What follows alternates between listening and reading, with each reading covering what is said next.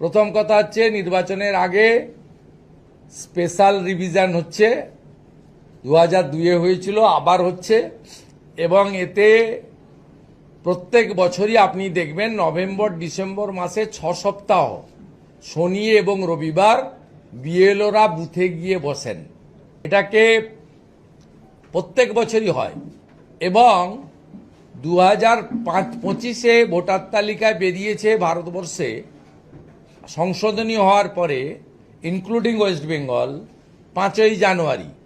2024-এ voter তালিকা প্রকাশ হয়েছিল 22শে জানুয়ারি। এবারে এসআইআর করতে গিয়ে আগে পরে হতে পারে, সেটা বিএলওদের কাজের পরিবেশ এবং কতটা সুষ্ঠুভাবে এই রাজ্যের প্রশাসন এবং শাসক দল এসআইআর করতে দেবে তার উপর নির্ভর করছে ভোটার তালিকা চূড়ান্ত কবে বেরোবে।